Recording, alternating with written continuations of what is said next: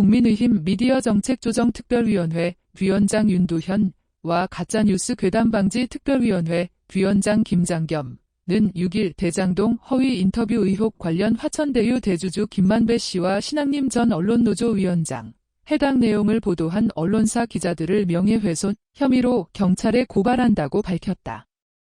대상은 김 씨와 신 전 위원장 외에 뉴스타파, KBS, MBC 소속 기자 7명 등 총 9명이며 7일 오전 형법과 정보통신망법상 허위사실에 의한 명예훼손 혐의로 서울경찰청에 고발하기로 했다고 이날 보도자료를 통해 밝혔다.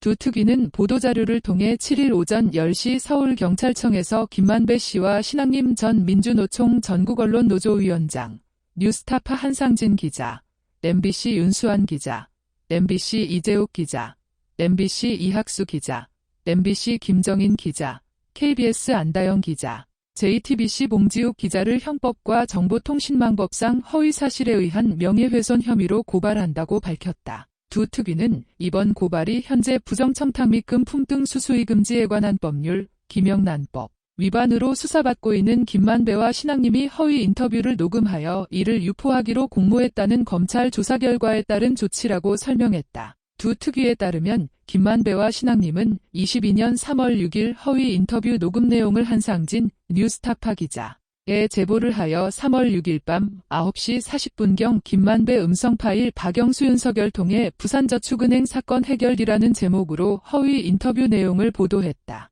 두 특위는 또 MBC 윤수환, 이재욱, 이학수, 김정인 기자, KBS 안다영 기자, JTBC 봉지욱 기자 등은 방송과 정보통신망을 이용하여 허위의 사실을 적시하여 당시 국민의힘 소속 대선 후보인 윤석열의 명예를 훼손한 혐의라고 밝혔다. 특히 JTBC 봉지욱 기자는 이후 뉴스타파로 이직했다는 점에서 대선 당시 JTBC와 뉴스타파의 정치공작 협업에 대한 조사도 필요하다고 국민의힘이 밝혔다. 두 특위는 국민의힘은 이 땅에 다시는 대선 공작이 발붙일 수 없도록 끝까지 책임을 물을 방침이라고 밝히고 언론 매체에 대한 추가적인 법적 조치도 예고했다. 두 특위는 성명을 통해 네이버도 대선 공작 가짜뉴스 확산 방조 책임을 인정하고 뉴스타파 퇴출을 비롯한 재발 방지 조치를 취해야 한다고 강조했다.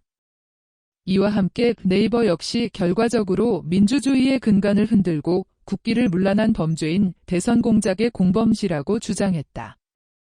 두 특위는 네이버가 대선 공작 가짜뉴스 방조 책임에 대한 사후 조치를 취하고 내년 총선을 앞두고 부적격 매체 및 보도를 걸러낼 수 있는 구체적인 실행 계획을 밝히라고 요구했다.